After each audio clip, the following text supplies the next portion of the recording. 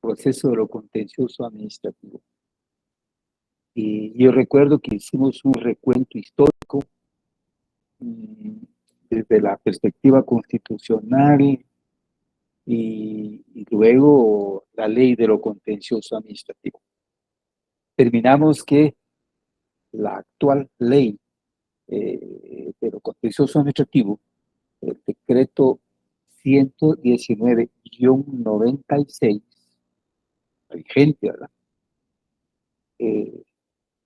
Fue emitida en el año 1996 con el contenido que contiene, valga la redundancia, en este momento y que ustedes han leído. Y por cierto, para el análisis que tenemos que hacer, continuando pues de la ley de la 18 al 48, espero que han leído toda esa parte. Muy bien. Por lo tanto, la ley vigente está bien desarrollada, una ley operativa, pero carece todavía de algunos vacíos como para ser una ley completa, para desarrollar plenamente el proceso de lo contencioso administrativo. Prueba de ello es que nos remite a la ley del organismo judicial. Artículo 26 de la ley establece la integración, o sea, el complemento del desarrollo del proceso de lo contencioso administrativo, se aplicará la ley del organismo judicial y el Código Civil y Mercantil. En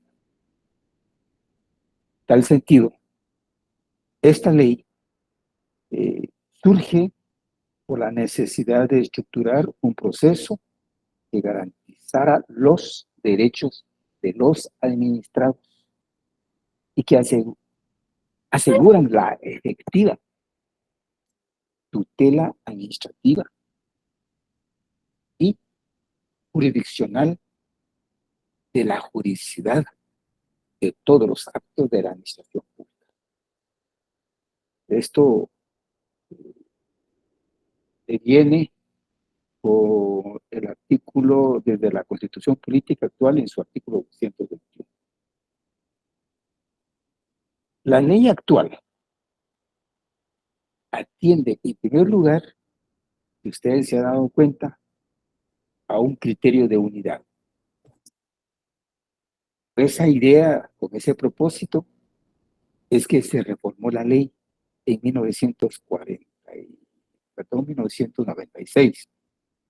Y por cierto, jóvenes, por dos maestros de la Facultad de Derecho.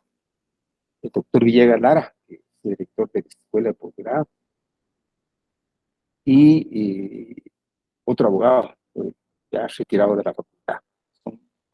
Fueron profesores del pregrado de nuestra facultad y también estudiosos de Derecho Administrativo. Bueno, esta ley sí representa ese criterio de unidad.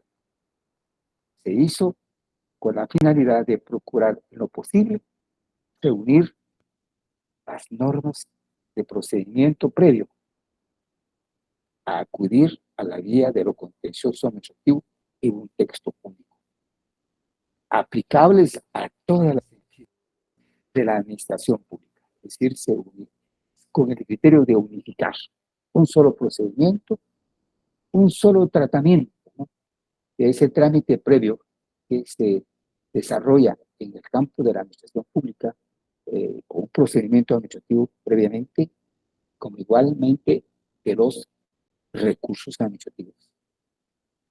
Se unificó en ese sentido para que sean únicos dos recursos administrativos para impugnar resoluciones provenientes de los órganos de la administración pública central, descentralizada y desconcentrada.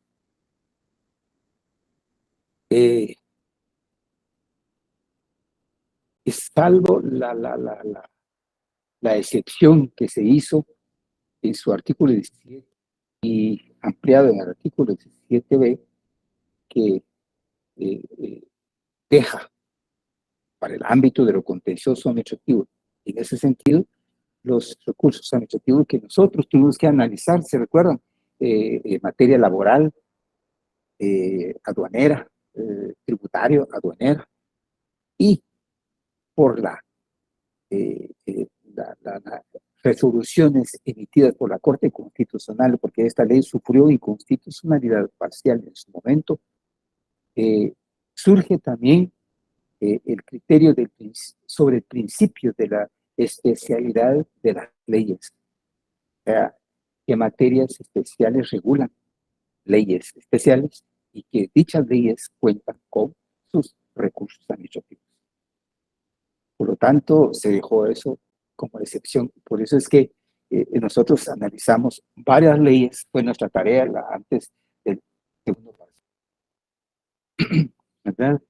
Entonces, pues, jóvenes, esta ley, si bien es cierto, nace con ese criterio, pero por la inconstitucionalidad del artículo 17 y otros artículos posteriores, para el contencioso administrativo propiamente, es que fue modificada en el año 97, surge esa modificación. Por lo tanto, el decreto número 19, perdón, 119-96 sufrió su primera modificación, y la única, por cierto, el año siguiente, en el 97.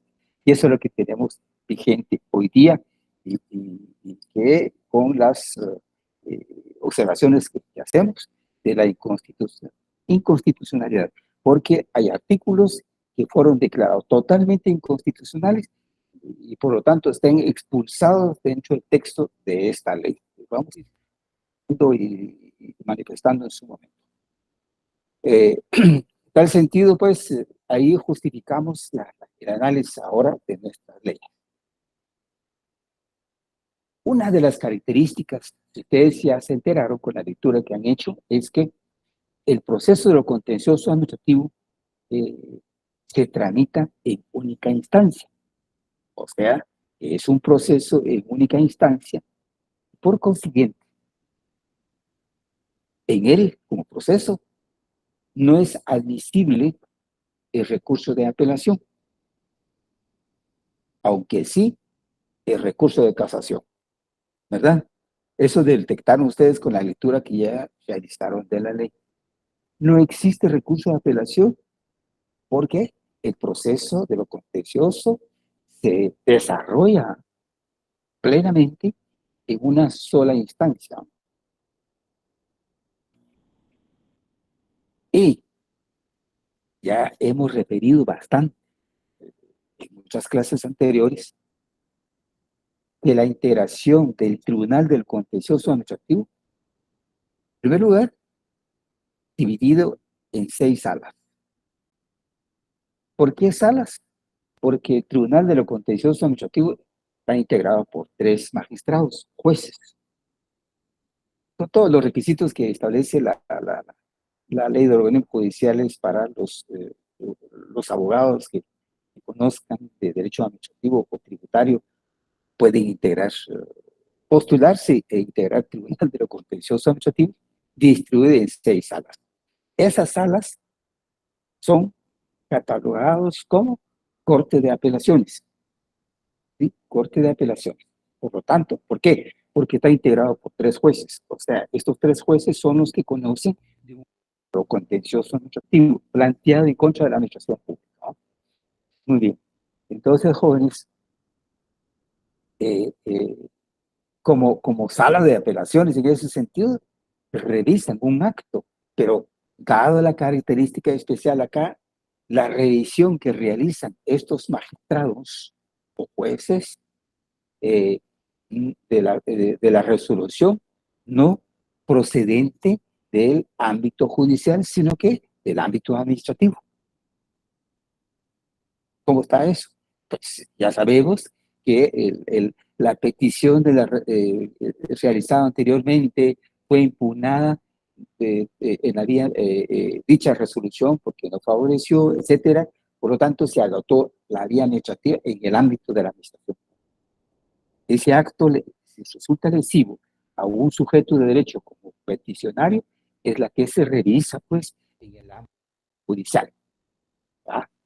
Artículo 221 de la Constitución Política, hay que recordar, porque dice que el Tribunal de lo Contencioso Administrativo establecido para controlar jurisdiccionalmente la función, ¿verdad?, de la administración pública. En ese sentido, se realiza esa revisión en única instancia. Proceso, porque se inicia con una demanda, ¿verdad?, y termina con una sentencia. Esa sentencia, si continúa afectando el derecho del particular, del interesado, pues definitivamente, en virtud del principio de la defensa del derecho, pues podrá impugnar a través de un medio, de un recurso en el ámbito judicial, pero es el recurso de casación. ¿Sí?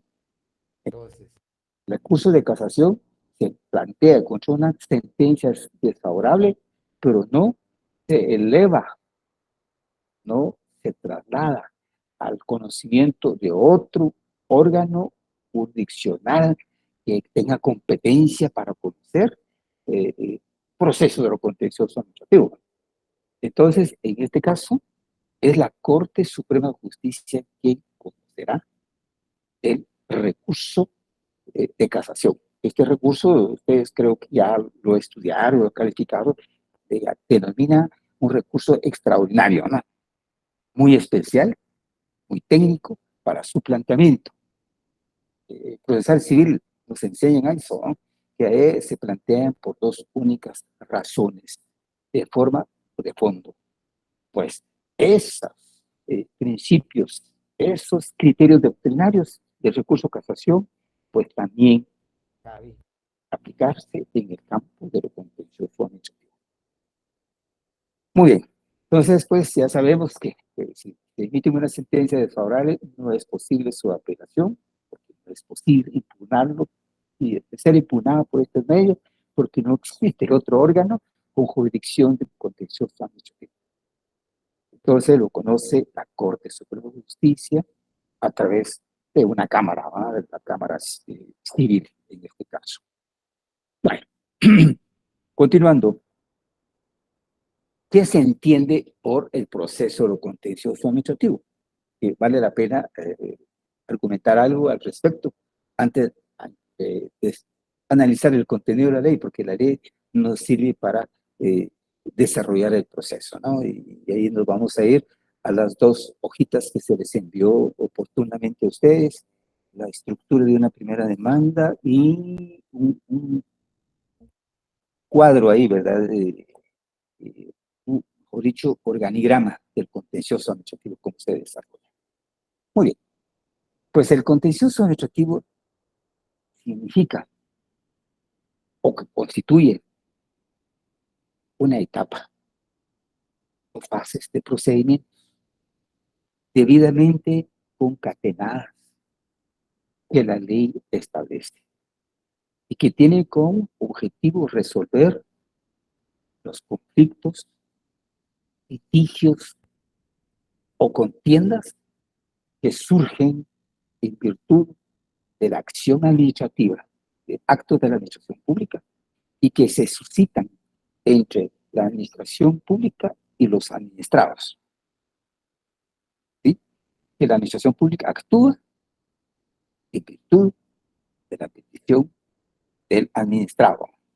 Entonces, o la resolución emitida es la que genera ya inconformidades, ya, y por esa inconformidad llega al conocimiento del órgano jurisdiccional. Esa inconformidad, pues definitivamente genera conflicto de intereses, genera un litigio, da origen a un litigio o una contienda entre sujetos de derecho. Y cuando decimos de la administración pública, de los administrados, que definitivamente son los dos órganos, ¿verdad?, que se relacionan para desarrollar el trámite administrativo con anterioridad.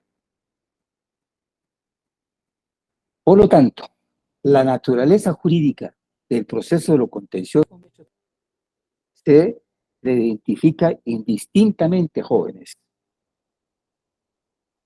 a través del tiempo, ¿va?, como recurso o como proceso.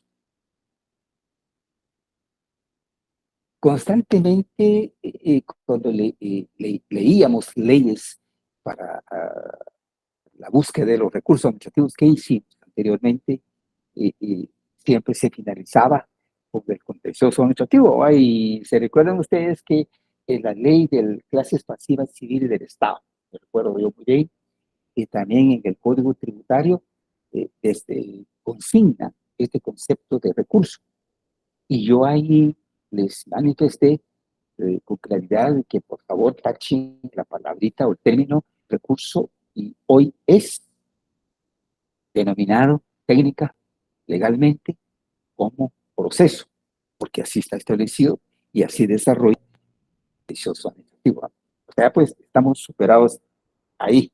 Pero como están en la ley y nosotros leemos la ley inmediatamente, encontramos esos conceptos, ¿no? Son los conceptos que identifican al contencioso administrativo. Más adelante vamos a mencionar cuáles las razones de por qué eh, constituye un proceso de contencioso administrativo, y por lo tanto dejamos a un lado, si ustedes quieren, ¿verdad?, el concepto de recurso. Proceso, jóvenes, porque se inicia con una formalidad. Al decir formalidad, usted ya se imagina que hay una ley especial que establece esa formalidad. Hay que enderezar o hay que plantear una acción eh, judicial en contra de un órgano de la administración pública por escrito, ¿no? Y que ese escrito, denominado demanda, contiene o debe ser cumplido, mejor dicho, requisitos legales. Y con la lectura que ustedes ya realizaron, encontraron ese requisito del artículo 28. ¿Ya? En el artículo 28 de la ley, ustedes tienen la ley en la mano, vamos a ir eh, manejando en este momento. Cabalmente, el artículo 28 de la ley de lo contencioso administrativo tiene establecido 12 requisitos, ¿no?, para formular esa, o dar inicio, mejor dicho, formalmente a un contencioso administrativo. Muy bien. Esa, eh, plan presentado formalmente se pone al conocimiento de un órgano investido de una facultad especial de administrar justicia. Y la facultad especial, ya sabemos que es la facultad consignada en el artículo 221 de la Constitución Política, que es revisar actos y funciones de la administración pública, que son los, eh, los tribunales de lo contencioso. O sea, pues, un ente investigador de juridicidad, distinto de la autoridad administrativa que venía, donde ha venido desarrollándose anteriormente, ¿va?, el derecho de petición de un ciudadano, de un sujeto de derecho. Al plantearla, lleva una serie de etapas procesales, ¿va? Se formula, se presenta. Ese órgano jurisdiccional, eh, pues definitivamente genera una actitud eh, de aceptación o no aceptación de la demanda en contra del órgano administrativo. Al decir yo de esta manera de aceptación o no aceptación, encontramos en la misma ley de lo contencioso administrativo eh, particularidades, digámoslo de esta manera, del inicio del contencioso administrativo. Ustedes detectaron qué artículos, si me pueden decir, cuando se presenta la demanda, eh, la, el órgano jurisdiccional, que es la sala de lo contencioso administrativo que corresponde, revisa el primer memorial si le falta algún requisito, eh, razona la no aceptación de la demanda y establece al demandante, la persona pues que inicia el proceso, la, la enmienda, ¿ya? O aclaración del contenido de la demanda, porque no está bien clara, no está definida el tema o el asunto a revisar, o porque falta un dato formal, ¿no? Datos de identificación de la persona, un lugar para hacer notificación, algún requisito formal, para que el interesado eh, cumpla con esas observaciones que hace el tribunal. Al mejorar contenido del memorial, el tribunal lo analizará. Y si está cumplida la observación hecha anteriormente, hasta en ese momento admita formalmente para su demanda el memorial planteado. Todas estas son características del contencioso administrativo que vamos a ir viendo en este momento. Ahora bien, jóvenes, ustedes también encontraron en la lectura, o si me puede ir diciendo qué novedades, dudas, ustedes encontraron en la lectura, puede ir mencionando para ir aclarando entre todos. ¿Sí? Muy bien. Decíamos, la naturaleza del contencioso administrativo como contralor de la juridicidad de los actos de la administración, esta eh, disposición o argumentación que estamos manifestando se encuentra plasmada en la Constitución política que varias veces hemos mencionado, que es el artículo 21, y le asigna eh, atribuciones para conocer dos tipos de asuntos. Primero, en casos de contienda por actos o resoluciones de la administración y de las entidades descentralizadas del Estado. Es decir, los tipos de actos o resoluciones emanadas por la administración pública. Y luego, la otra razón por la cual inicia el contencioso administrativo es en los casos de controversias derivadas, escuche bien ustedes, de contratos y concesiones administrativas, disposición que de igual forma recoge la ley de lo contencioso administrativo. O sea, pues, el contencioso administrativo, en primer lugar, está establecido para controlar la juridicidad de los actos de esa administración pública en virtud de la petición formulada por X ciudadano como sujeto de derecho. Ya sabemos, y eso es lo que nosotros hemos venido desarrollando hasta la fecha, procedimiento administrativo, petición, procedimiento administrativo de impugnación, trámite de los recursos, y luego ese recurso administrativo confirmó la resolución impugna y por lo tanto dar inicio a lo contencioso administrativo. Esa es una primera línea, digamos, una primera función de los tribunales de lo contencioso administrativo.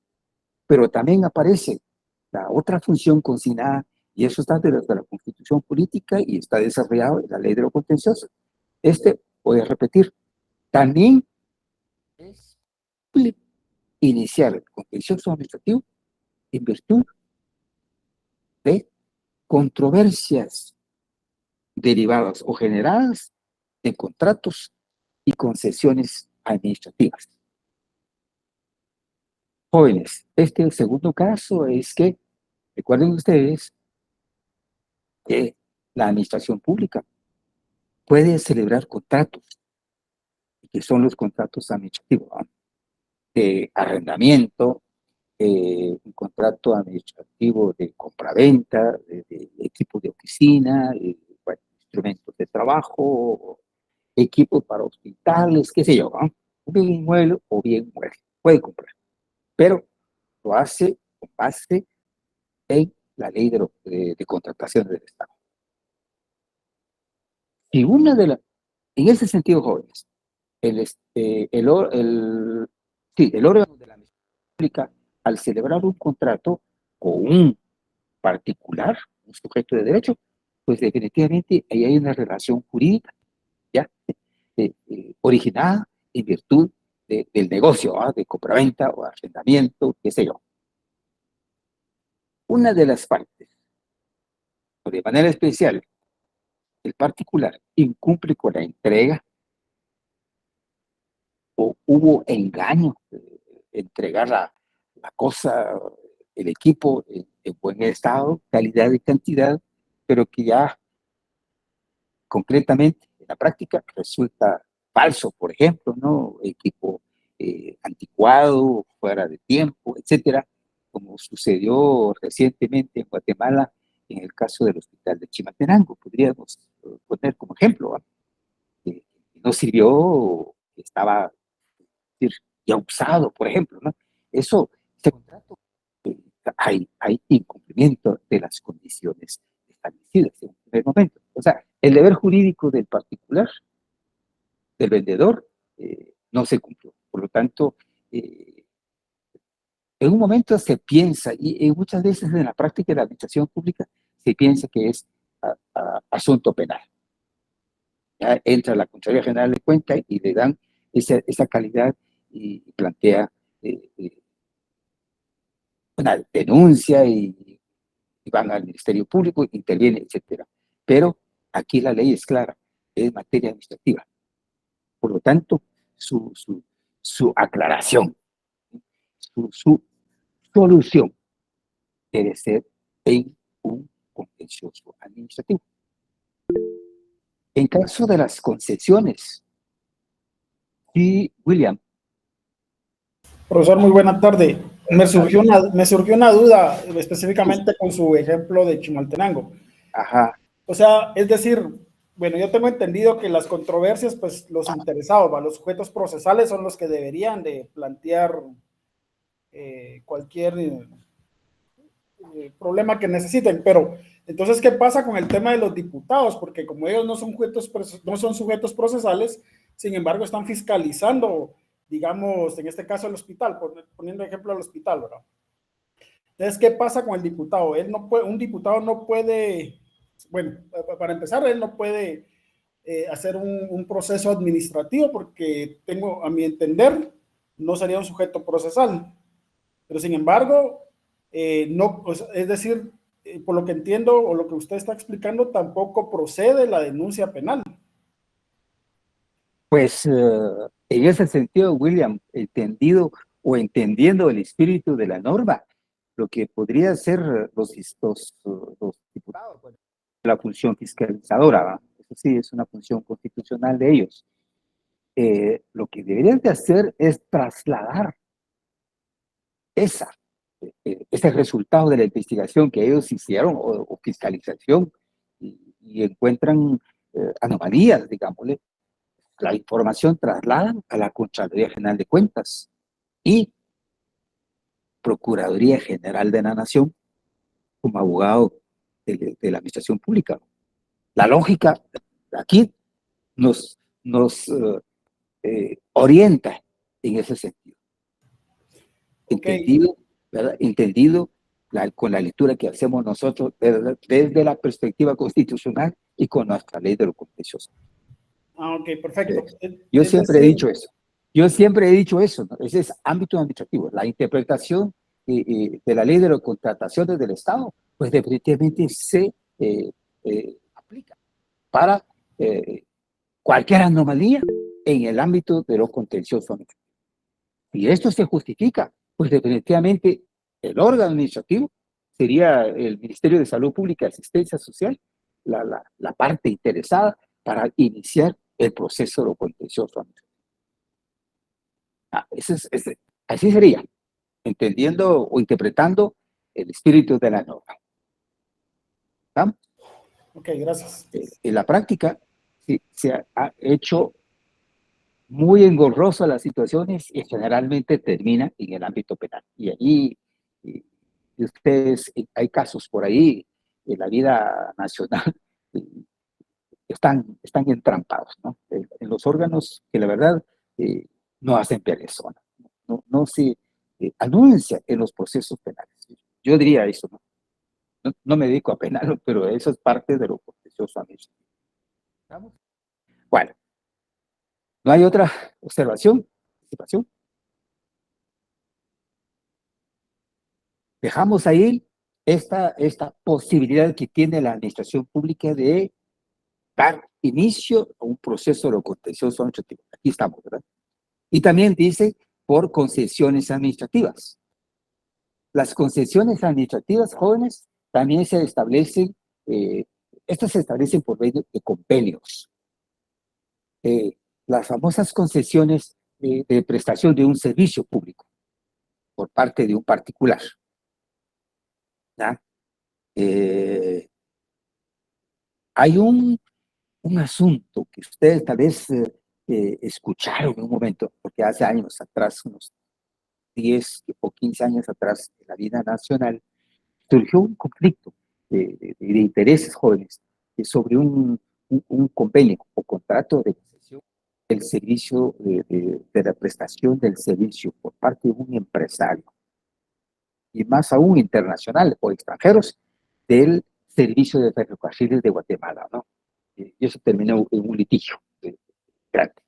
Pues eso fue un servicio público, en principio por parte de la administración pública central, diría yo, a través del Ministerio de Comunicaciones, Transportes e Infraestructura.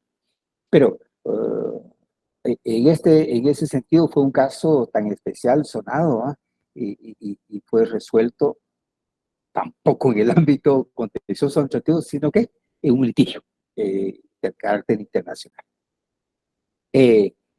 Otro ejemplo que podemos poner acá de las concesiones que otorga la administración pública a favor de particulares para que exploten un servicio, por ejemplo, de la mina, ¿no? Si explotan una mina, se les otorga una concesión, o alguna mina, algún otro, otra mejor materia, ¿ya? Que genere, por supuesto, acciones financieras, resultado financiero para la administración. En caso de que no se cumpla, pues este tipo de concesiones o contratos jóvenes, por su incumplimiento, la administración, a través de su órgano administrativo correspondiente, puede dar inicio a un proceso de lo contencioso. Esta parte donde estamos leyendo, usted o manifestando en este momento, encontramos en la ley el inicio de lo contencioso administrativo, que establece la fórmula.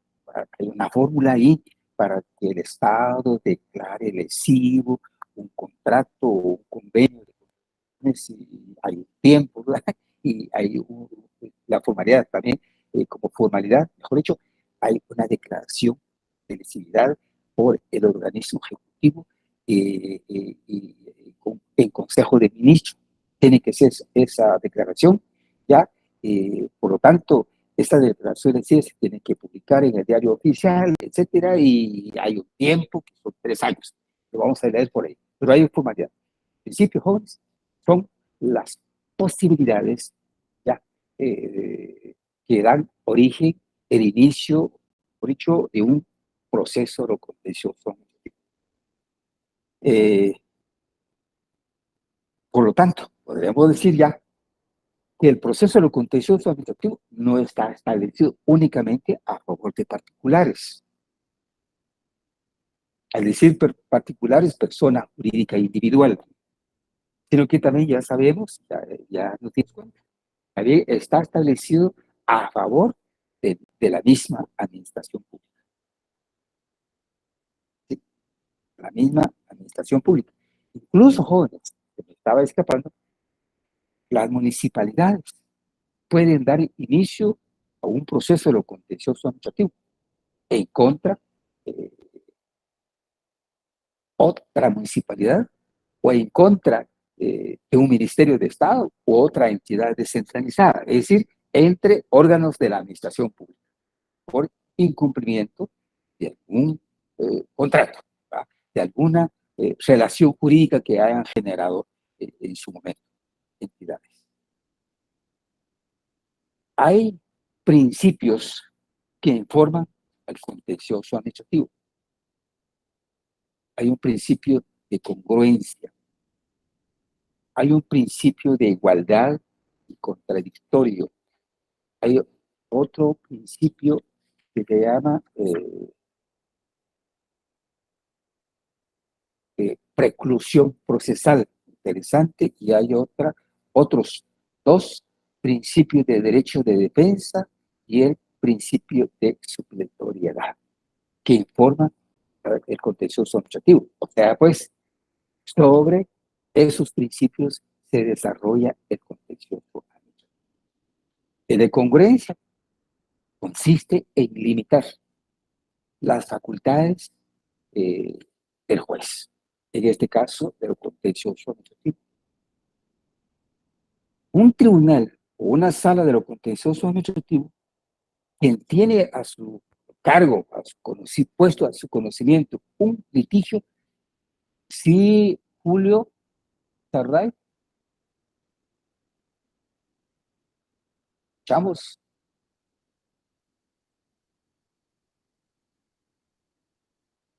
Julio, ay, ¿qué pasó? Pues, repito, el principio de congruencia, uno de los primeros principios en que se sustenta el contencioso administrativo, consiste, pues, en que limita, es decir, una de las razones limita las facultades o actuaciones de un juez de lo contencioso administrativo. ¿En qué sentido? En el sentido que el juez de lo contencioso administrativo, cuando tiene conocimiento a la vista, un litigio, un proceso de lo contencioso administrativo, no puede conocer más sobre lo que las partes piden y someten a su conocimiento. Es decir, no puede ir más allá. Sobre ese contencioso afectaría la defensa del afectado. Las características del acto administrativo de presunción juris tantum, dicen los juristas, de legitimidad y de haber sido emitido buscando la tutela de un interés general, hace suponer que todo acto administrativo es dictado de buena fe y dentro del marco de la legalidad, por lo que si la administración es emisora de un acto, no se justifica que eventualmente un tribunal lo atribuye y que, aun cuando en parte sea consentido por el administrado, concluya que es ilegal y por ello debe dejarse sin efecto. No considerar el juez que una resolución emanada es ilegal porque se presume que toda la actuación de un funcionario público se hizo o se desarrolló dentro del principio de legalidad y principio de juridicidad. O sea, no hay ilegalidad. Y muchas veces en la práctica, los jueces, además de la justificación que se formula en la demanda, ¿va? O sea, los motivos por los cuales se acciona judicialmente, el juez argumenta otras disposiciones que tal vez amplía, ¿no?, el sentido de la demanda o el sentido de la defensa formulada en un proceso, pero eso no se pidió por parte del demandante, ni tampoco haya sido argumentado, ¿va?, en la defensa del demandado en un proceso. No puede extralimitarle, extrapetir. No puede ir el juez más allá de lo que se pidió. Eso es lo que establece el principio de congruencia. De lo que se pidió, se conoce, se desarrolla, se evalúa, se resuelve, ¿va? Principio de congruencia. El juez no puede ir más allá o menos, ¿va?, sino que tiene que ser con base de lo, repito, de lo practicado por medio de las pruebas, ¿va? No puede argumentar cosas extras, así de sencillo, pues, en un proceso. Goza de ese principio un contencioso congruente. En la ley actual de lo contencioso administrativo, en el artículo 45 de dicha ley, ustedes ya pasaron por ahí la lectura. En un momento, jóvenes, el Tribunal de lo Contencioso Administrativo estaba, o no estaba, mejor dicho, perdón, el tribunal o la sala, cuando tiene hasta su conocimiento un litigio, de conocer otras, eh, otros medios de pruebas o realizar cosas distintas a lo que realmente eh, pide el asunto, ¿no?, para su buena resolución en sentencia. Estaba él en un momento dado, en el 96, ese artículo 45 le daba libertad, fíjense ustedes, a un juez de lo contencioso administrativo, es decir, pues actualmente a un magistrado, ¿verdad?, de una sala de lo contencioso, gozaba de plena libertad para desarrollar eh, el proceso de lo contencioso administrativo fuera de lo que formuló el actor o demandante, o fuera de lo que formuló o presentó para su defensa la demandada. Esta libertad que tenía el Tribunal de Contencioso Administrativo fue uno de los artículos también que sufrió, ¿ya?, revisión por parte del Tribunal de la Corte de Constitucionalidad, ¿ya? Y por lo tanto, esto fue mejorado y se limita entonces esa libertad que tenía el juez. Entonces, aparece el principio de congruencia, ¿sí? El principio de congruencia aparece en virtud de la reforma que se hizo del artículo 46. Por supuesto, jóvenes, en nuestro sistema jurídico, nuestro derecho positivo vigente. El otro principio de igualdad y contradictorio.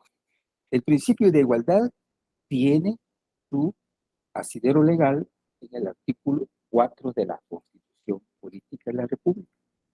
Ustedes ya saben, jóvenes, este artículo establece que todos los hombres deben recibir un trato igual ante la ley, e igual de circunstancias, ¿va? Es decir, una igualdad relativa, propiciada por una legislación que tiende a la protección en lo posible de las desigualdades naturales. Esa parte de la ley, pues definitivamente deja plasmado que el trato tiene que ser igual a todos, tanto actor como demandante. Y ahí viene un poco la justificación, ¿verdad?, para aplicar la supletoriedad de otras leyes. para la protección del derecho. Todos, sujeto procesal, sean tratados en igualdad de condiciones. En los procesos civiles, ¿no? O los procesos penales o laborales, etcétera, tienen ese principio de igualdad, aplicando el artículo 4, es decir, inspirado, mejor dicho, en el artículo 4 de la Constitución Política. Los vacíos que presenta la ley de lo contencioso administrativo hay que igualarlo con el contenido que tienen las otras leyes que desarrollan de manera amplia y mejor otros procesos. Eso es especial, jóvenes, los procesos civiles. Y por eso es que se aplica constantemente el contenido del Código Procesal Civil y Mercantil en el proceso de lo contencioso.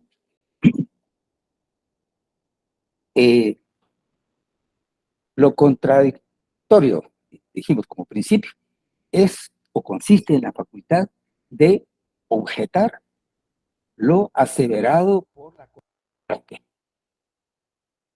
Es decir, las partes procesales en un contencioso administrativo tienen derecho de que antes de contestar la demanda, a ver, jóvenes, te hago la pregunta, vale la pena. Ya leyeron la ley de lo contencioso administrativo. ¿En qué parte está? Donde podemos contestar esa pregunta que hago yo en nuestro lenguaje, ¿verdad?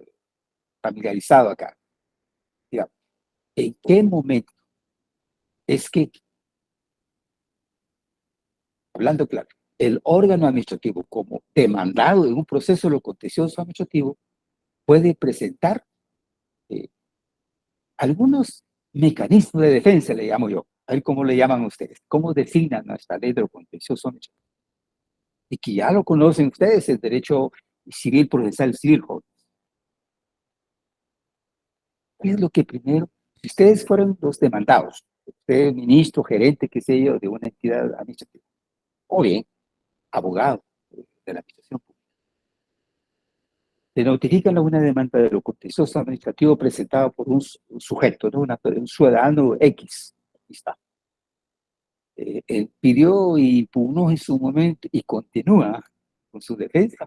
Muy bien, pero uno de abogado litigante encuentra a muchas veces jóvenes y de buena fe, pues, actuando de buena fe, mecanismo de defensa. Antes de contestar la demanda, decir sí o decir no, pues, en una demanda, encontramos algunos mecanismos. Aparecen aquí algunos medios de pruebas, alguna justificación. No procede contestar la demanda, porque aquí hay un acto, hay una condición que puede ayudar al órgano administrativo de ser sancionado finalmente en un proceso administrativo, una sentencia. ¿Por qué? Porque existe esta actuación que se hizo con anterioridad o finalmente en la resolución, ¿no? Antes de contestar la demanda, ¿qué mecanismos puede hacer valer la parte demandada? Interponer excepciones. Perfecto, Nancy. Muy bien. ¿Qué son las excepciones? En este caso, ustedes conocen dos tipos de excepciones, ¿verdad? Recuerden, procesal civil, mercantil, y que teoría del proceso que llevaron ese curso. Excepciones previas y excepciones perentorias, ¿no? Muy bien. Aquí, jóvenes, en el proceso de lo contencioso administrativo, también existe esa posibilidad de defensa, previamente a contestar la demanda, a través de una excepción previa. Y el artículo, ¿en qué artículo está, Nancy? Perdón. 39 de excepciones perentorias. No, las previas. En el artículo 36. Así es. Gracias, André, Nancy. 36, las excepciones previas, que son mecanismos, dije yo, que que se plantea antes de contestar la demanda. Yo hago uso de este lenguaje con ustedes coloquial, pero que ustedes deben aplicar el lenguaje jurídico, el lenguaje técnico. Pues son excepciones previas. Artículo 36. ¿Y cuántas excepciones son? 10. Aquí no entramos, jóvenes, qué es excepción, qué incompetencia, litispendencia, cada uno de ellos, que esto ya lo analizaron ustedes, ya ganaron su curso con eso. Trayendo ese conocimiento acá, muy bien. La incompetencia, ¿qué significa incompetencia, jóvenes? Y si se da la incompetencia en este momento, pues definitivamente cabe la excepción. ¿Por qué? Posiblemente la incompetencia es la persona que está planteando la demanda no es la misma que planteó la petición en su momento, ¿va? O tampoco, o la impugnación es otra persona, por lo tanto, no le compete plantear. Y si fuera un asunto tributario y lo plantea en la sala primera, donde no tiene que ver con tributario, pues definitivamente incompetencia, ¿va? Cualquier otra razón puede haber que justifique la incompetencia. La litispendencia, la demanda defectuosa y falta de capacidad legal, etcétera, ¿no? Ustedes ya lo tienen a la vista. Eso. Pues en doctrina, eso se llama principio de contradictorio. Tiene la facultad, el demandado entonces acaba, que sería de un contencioso, un órgano administrativo, tiene esa facultad de contradecir la postura o los motivos que formula el actor o demandante. Ahí cae entonces este principio doctrinario que se llama principio contradictorio. Primero, igualdad, trato igual. Los vacíos legales que encontramos en la ley especial lo integramos, dice el artículo especial de la ley, nuestra ley 26. ¿Ah? Ese es el principio de supletoriedad. Muy bien. Y el contradictorio. La misma ley faculta, aquí con claridad, la ley de lo contencioso, aquí sí, en el artículo 36, formula o plasma en la ley a favor del demandado, ¿ya? A favor del órgano administrativo emplazado para defenderse previamente a la contestación de la demanda. Y el trámite de una excepción, no vamos a entrar a discutir acá, ustedes saben mejor que yo ahorita, en el procesal civil, ¿qué? Derecho procesal civil mercantil, lo conocen, que se tramita en un incidente, ¿va? Paraliza o no el desarrollo del proceso, del mero proceso, ese trámite en incidente termina con una resolución de laudo o decreto. ¿Ya? Entonces, eso yo solo menciono algo rápido acá, porque esto no lo vamos a mencionar acá. Pero esas posibilidades de contradecir la postura lo encontramos aquí. Su desarrollo lo complementamos con el procesal civil y mercantil, entonces, es decir, el código. Hay un tercer principio que se llama de preclusión procesal. Preclusión procesal. Es el paso de una fase a otra. Siempre supone la clausura de un acto anterior, de modo que no puede volverse a aquella. Es decir, que dentro del proceso, jóvenes, un proceso abierto, existen diferentes etapas para el desarrollo del proceso. Por ejemplo, se plantea la demanda. Independientemente de las características que establece la ley aquí, de una demanda, ¿verdad? Que lo califica previamente, a cumplir, etcétera, que mandan los antecedentes y de ahí, entonces, admiten para su trámite y hasta cuando esté admitida la demanda, es que notifican legalmente llamado, emplazan al demandado. ¿Ah? Para que manifieste una actitud, pues. Este acto de admisión para su trámite, notificación, para que se entere, ¿verdad?, de la demanda planteada en su contra, posiblemente genere una actitud contradictoria, planteando, se tramita la excepción previa, etcétera, de hecho unos 15, 20 días con lugar, entonces paraliza el desarrollo del proceso de contencioso, etcétera. ¿Por qué? Digámoslo de esta manera, se le dio la razón a la parte demandada o el órgano administrativo en este caso. Ese segundo acto, el planteamiento de la excepción, tiene que darse o plantearse antes de contestar la demanda o de allanarse, ¿no?, en el proceso. Principio de preclusión procesal es que un acto señalado debe ser realizado, jóvenes, en su tiempo, en su momento. Es decir, si hay día y hay hora para presentar, desarrollarlo, evaluarlo, debe llevarse a cabo en este acto. Y no puede este acto, porque está señalado en la ley, puede presentarse posteriormente y decirle al juez, mire, señor juez, que me olvidó, ¿verdad?, que previamente a contestar la demanda tenía derecho o tengo derecho de una excepción. Eso ya no es posible, pues.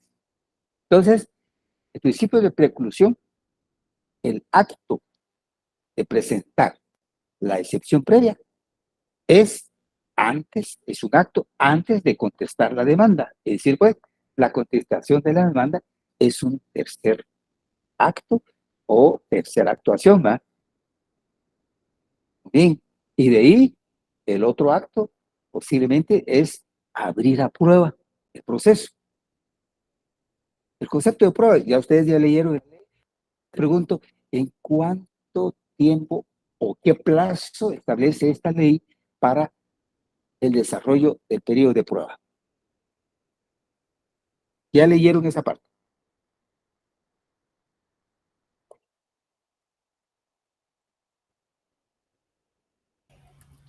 Nadie ha leído. ¿Cuándo? Perdón. 30 días, ¿no? 30 días, muy bien, William. Si yo quiero ser más exigente con ustedes, podría decir en qué artículo está. Claro, el artículo 41 de la ley del contencioso administrativo, apertura a prueba, dice contestada la demanda y la reconvención, en su caso, se abrirá a prueba el proceso por plazo de 30 días, salvo que la cuestión sea de puro derecho, caso en el cual se omitirá la apertura a prueba, la que también se omitirá cuando a juicio del tribunal existieren suficientes elementos de convicción en el expediente. Ya. La resolución por la cual se omita la apertura a prueba será motivada. Muchas gracias, William. Ya, solo estoy preguntando el periodo de plazo. Excelente. Ahí está el artículo 41. Bueno, jóvenes, para el periodo de prueba, 30 días. Pues yo quiero quedarme aquí. El acto, como cuarto o quinto acto, no, ya me descontrolé. Y eso lo pueden ver ustedes, jóvenes, en la gráfica que les envié. Ahí podemos desarrollar esto. El otro acto es la apertura a prueba. ¿Sí? Ese espacio de 30 días sirve para examinar, para leer, ¿verdad?, el contenido de la demanda y ver qué medios de pruebas documentales o qué tipo de prueba documental, declaración de testigos, reconocimiento judicial. Aquí se aparece el reconocimiento judicial, ¿va? Algo científico, qué sé yo, fotografías, videos, etcétera. ¿Dónde está? Muy bien. Todo esto lo evaluamos en un espacio de 30 días. Ese es un acto.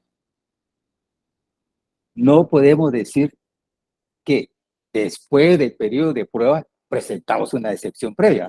No es posible. Entonces, pues, estos planteamientos es lo que quiero decir la preclusión procesal. Un acto constituye un acto firme, ¿va? Y debe ser desarrollado en su momento legal. No puede ser hacer ver o valer en un acto posterior, porque eso ya precluyó, ¿va? Eso tenía que haberse hecho antes, de acuerdo al periodo en donde se encuentra el proceso, o el estado del proceso, que se llama, ¿va? El estado, bueno, o sea, pues, un contencioso administrativo sí aparece o se va, ¿eh? O se constituye también con un principio procesal que se llama preclusión procesal. Cada acto debe ser realizado en su momento. No es posible exigir o hacer valer con posterioridad. El principio de defensa. Esta es una garantía, pues, establecido desde la Constitución Política de la República y luego desarrollado en el taller de lo contencioso administrativo, que aquí podríamos justificar para seguir defendiendo el derecho administrativo en un proceso de lo contencioso hasta con el recurso extraordinario de casación. Eso podríamos decir aquí, el derecho de defensa. No puede manifestar actitud negativa de parte de un juez de decir no se admite, no se acepta, etcétera, ¿no? Se debe tomar en cuenta para evaluarlo en su momento y se justifica y se apoya, pues efectivamente se toma en cuenta, ¿verdad? Y si no justifica, no apoya, también hay que hacer valer, pero se evalúa, se examina en el proceso dentro del periodo de prueba exacta. Y finalmente el principio de supletoriedad, y eso ya está muy claro, ¿va? Que los vacíos que contiene la ley de lo contencioso administrativo, la misma ley de lo contencioso en su artículo 26, que ya mencionamos por ahí, que ustedes ya lo leyeron, ¿va? Todo lo estamos mencionando acá en este momento, los vacíos que encontramos en la ley de lo contencioso administrativo, lo mejoramos, ¿va? Superamos esos vacíos, esas lagunas legales, con la ley del organismo judicial, con el Código Procesal Civil y Mercantil. Vale la pena recordar un argumento que dije yo, no es argumento propio, hace la lectura que se hace en la doctrina, es que dicen los juristas, ¿verdad?, que el contencioso administrativo, que el proceso de lo contencioso resulta siendo muy formal porque los tribunales de lo contencioso administrativo exigen requisitos formales, legales. Y la ley de lo contencioso, en nuestro caso, encontramos en esos sentidos, ¿no? Cosas que no está contemplado en esta ley, pues lo mejoramos, lo integramos con dichas leyes, ¿no? Es, se da por aceptado, ¿verdad?, ese vacío, esa laguna legal que representa la ley de lo contencioso administrativo. Pero no hay pena, ¿verdad? Hay que superarlo con lo establecido en dichas leyes. Son argumentos que hacemos, o como críticos ustedes quieren, ¿verdad?, a nuestra legislación positiva. Los casos de procedencia, ya dijimos un poquito, pero tal vez tomando un poquito la ley de lo contencioso administrativo, ya dijimos que en casos de contienda, actos y resoluciones surgidos en la administración pública, a través de todos sus niveles, ¿verdad?, de la administración pública, y los ciudadanos o administrados, llama la doctrina. Y el segundo caso, queremos dejar claro un poco más, en los casos de controversias derivados de contratos y concesiones, que ya dijimos algo y pusimos ejemplo, esto lo encontramos, la posibilidad de declarar el contrato en el artículo 102 de la Ley de Contrataciones del Estado. Otra caso o forma por las cuales procede lo contencioso administrativo, dice la doctrina, es en virtud del surgimiento o presencia del silencio administrativo. Aquí nosotros dejamos claro, jóvenes, en nuestra legislación, lo que decimos es porque nuestra ley así lo establece.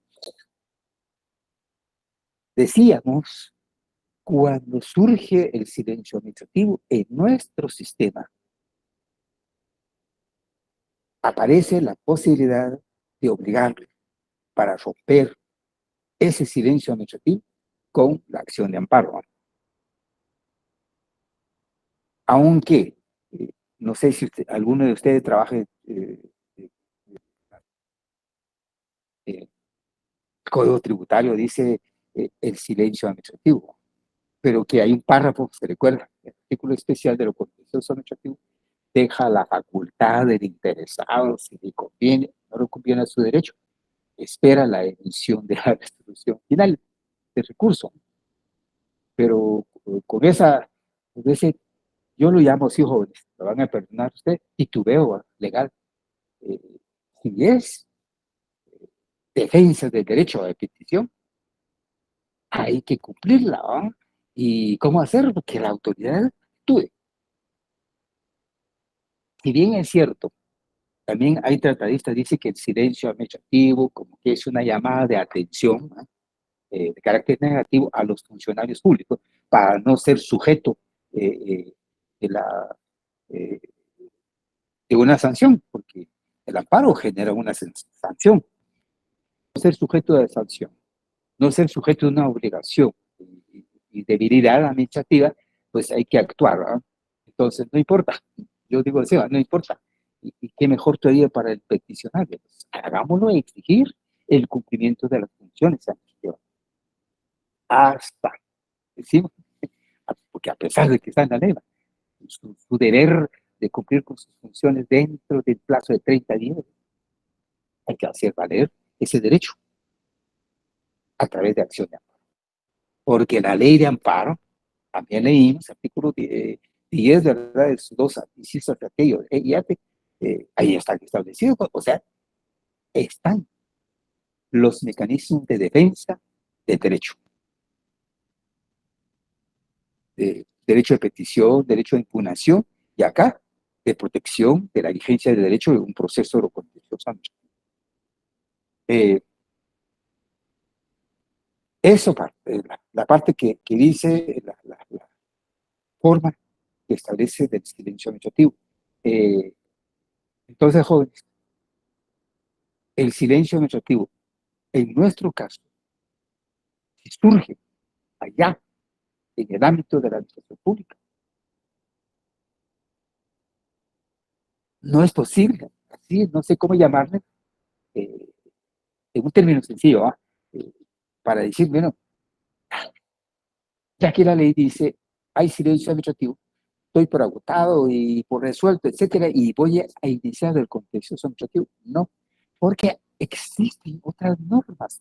Y la misma ley de la ley de amparo, ¿no? De su artículo 19, eso es lo que hacen valer los magistrados de la sala de lo contencioso administrativo, es que no se ha terminado de forma definitiva el debido proceso.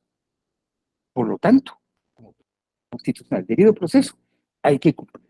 Y por eso es que el tribunal, ¿verdad? Cuando se presenta una demanda, digámosle, nosotros aceptamos el silencio absoluto. Ok, aceptamos. Y entonces me da la facultad, la ley de iniciar mi demanda y lo hago y presento mi demanda. Tranquilo yo, ¿va? Porque hice caso a lo establecido en la ley de lo contencioso. Sin embargo, los magistrados, que son jueces, ¿verdad? Abogados, por supuesto, ya, dicen no, aquí no se agotó el principio del debido proceso. Hay omisión de un acto final, que es fundamental, ¿verdad? La resolución del derecho. Por lo tanto, cúmplase, ¿verdad? No se puede iniciar el juicio de lo contencioso. Esa es la característica de nuestro contencioso administrativo. En Guatemala, por lo tanto, el silencio administrativo no puede dar inicio a un juicio de lo contencioso administrativo. Aunque lo diga la ley y el Código Tributario, de igual manera. ¿Cómo estamos? Sinas, ¿qué me iba a decir? ¿O ya estamos fuera de tiempo ustedes? No. Ya. Entonces, jóvenes, el jueves sí tenemos clases, por favor, y nos veremos el jueves para ver siempre el contencioso administrativo y ojalá que esté equivocado, ¿no? Con el silencio que ustedes han manifestado no significa que no hayan leído la ley de lo contencioso. Por favor, lean la ley y nos veremos el jueves. ¿Estamos? Feliz noche, jóvenes. Feliz tarde, Lick. Gracias. Buenas tardes. Feliz noche, licenciado. Buenas noches.